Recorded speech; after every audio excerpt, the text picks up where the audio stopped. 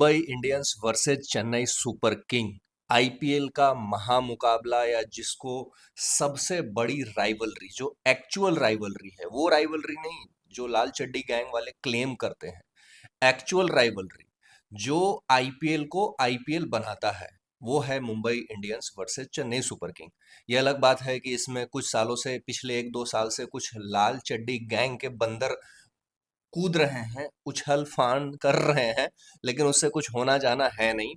Actual rivalry जो है IPL को जो आईपीएल बनाता है वो है Mumbai Indians versus Chennai super king.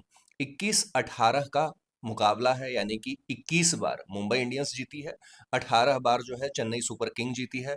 Neck to neck almost है। और अगर पिछले मैं 5 मुकाबले की बात कर लूं तो पिछले 5 मुकाबले में 4 मुकाबले चेन्नई सुपर किंग ने वानखेड़े में जीते हैं। 5 में से 4। तो ये अपने आप में बताता है कि भाई डोमिनेशन चेन्नई सुपर किंग का पिछले कई सालों से रहा है मुंबई इंडियंस के अगेंस्ट में। पिछले अगर खास करके 3 साल की बात करें तो। लेकिन अभी जो दोनों का सिनेरियो है, मुंबई इंडियंस को भी और चेन्नई सुपर किंग को भी अगर उठा के आप देखते हो तो दोनों का सिनेरियो ऑलमोस्ट सेम है, क्योंकि दोनों 6-6 मैच में से 2 जीत हैं उनके खाते में। मुंबई इंडियंस अपना पहला मैच जीती थी 12-13 साल के बाद। उसके बाद लगातार 4 मैच हार गए।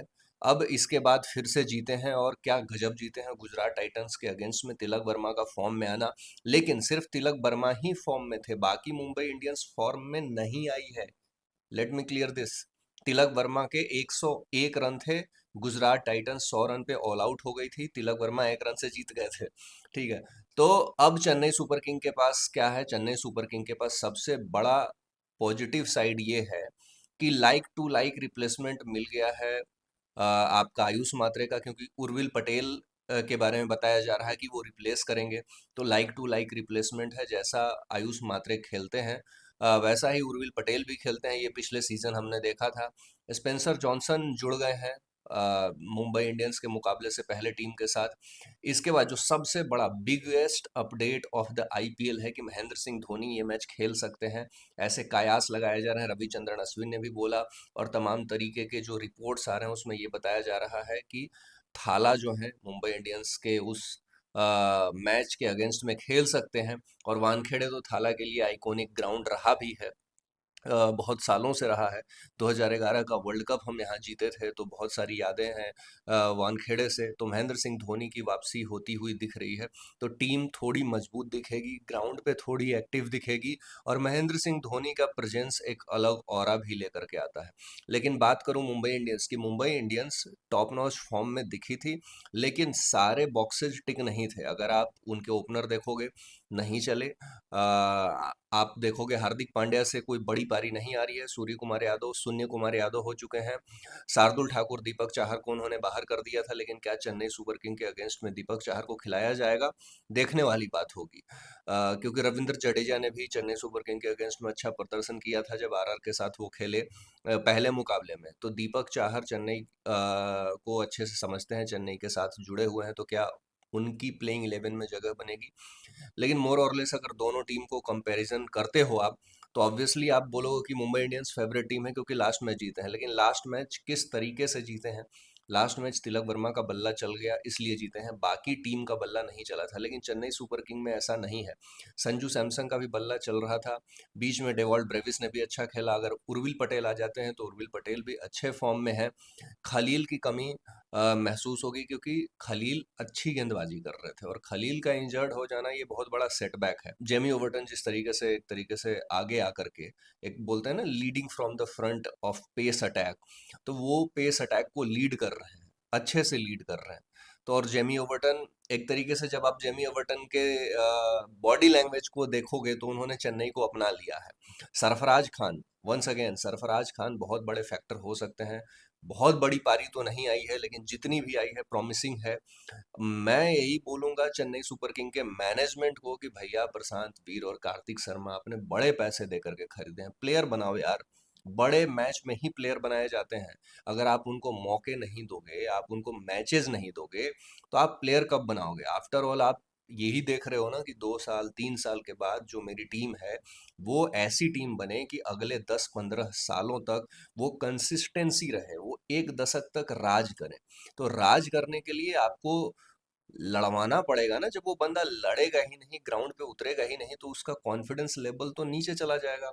और आपने पैसे भरपूर दिए हैं तो जैसे अश्विनी कुमार है, मुंबई इंडियंस ने मौका दिया, अश्विनी कुमार ने प्रूव किया। और पिछले साल भी मौका दिया था, पिछले साल भी उसने प्रूव किया था।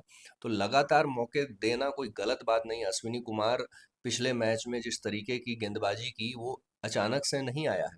वो पिछले सीजन मुंबई इंडियंस से जुड़ा हुआ था, उसके पिछले सीजन भी वो जुड़ा हुआ था।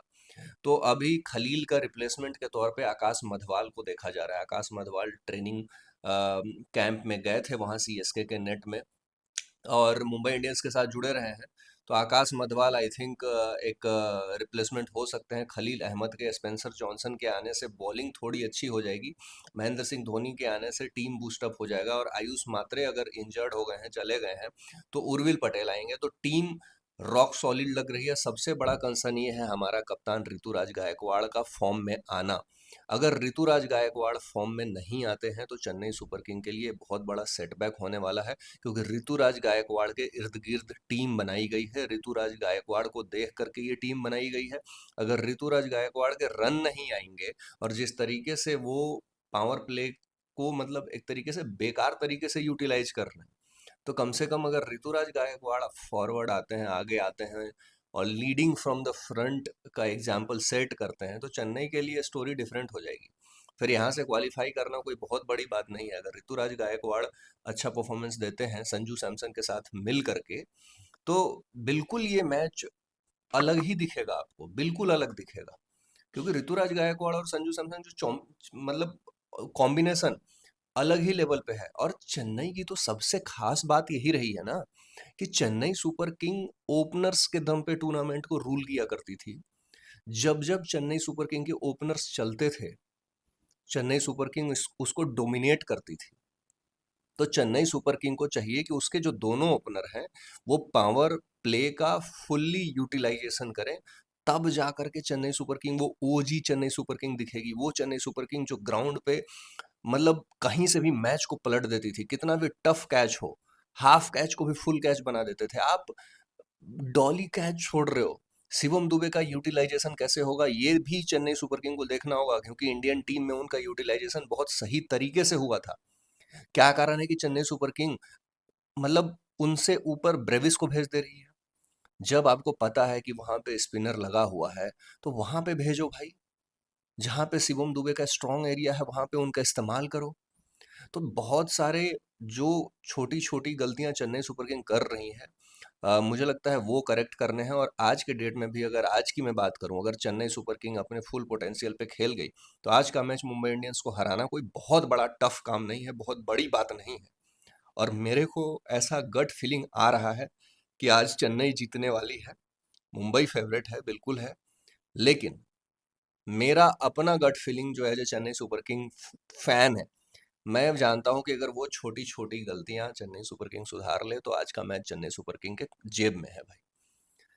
कमेंट सेक्शन में अपना ओपिनियन बताओ कि आज कौन जीत रहा है, चेन्नई सुपर किंग या फिर मुंबई इंडियंस। और सब्सक्राइब करना तो बिल्कुल मत भूलना।